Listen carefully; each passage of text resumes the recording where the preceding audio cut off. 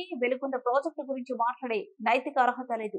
Gundlakamma project gate కొట్టుకుపోతే ఆ gate పెట్టలేని జగన్, చంద్రబాబు గురించి మాట్లాడడం సిగ్గుచేటు.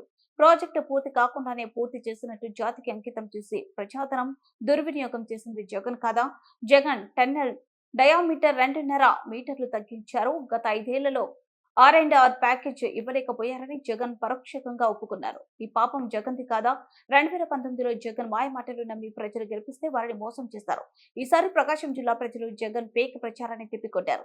ప్రజలు బుద్ధి చెప్పినా జగన్ తన తీరు మార్చుకోకుండా పిచ్చి ప్రలాపనలు చేస్తున్నారు. జగన్ ఇకనైనా తప్పుడు ప్రచారం మానుకోవాలి.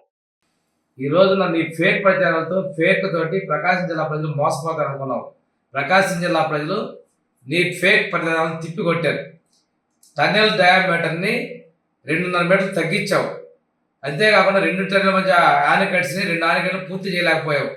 R&R package settle చేయలేకపోయావు. ఈరోజు నీ మాటల్లో కూడా R&R ప్యాకేజ్ సెటిల్ కాలేదండి పరోక్షంగా ఒప్పుకున్నావు. ఈ పాపం నీది కాదా? పశ్చిమ ప్రాంత ప్రజలు పోయినసారి ప్రకాశం జిల్లాలో నీ మీద ఆశలు చూసుకొని నిన్ను ముఖ్యమంత్రిగా చేసినప్పుడు చేస్తే ఆ ప్రాంతాన్ని నిర్లక్ష్యం చేసింది నువ్వు కాదా? ఇన్ని తప్పుడు విధానాలతో చేసి నువ్వు చంద్రబాబు నాయుడు గురించి మాట్లాడే అర్హత నీకు లేదు.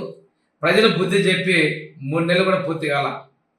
ఏదేదో మాట్లాడుతూ ఉన్నావు, పిచ్చి ప్రలాపన మాట్లాడుతున్నావు. ఈ ప్రాజెక్టును పూర్తి చేసేది మేమే, పూర్తి చేసి మేము ఇస్తాము. నువ్వు పశ్చిమ ప్రాంతంలో నీకు ఓట్లేసినట్టు ప్రజలు నువ్వు నీ శాసనసభ్యులు మోసం చేశారు. ఆ రోజు తెలుగుదేశం ప్రభుత్వంలో 12 లక్షల రూపాయలు ప్యాకేజీ సెటిల్ చేస్తే 15 లక్షలు కావాలని చెప్పేసి డిమాండ్ చేసిన మీరు తర్వాత వచ్చిన తర్వాత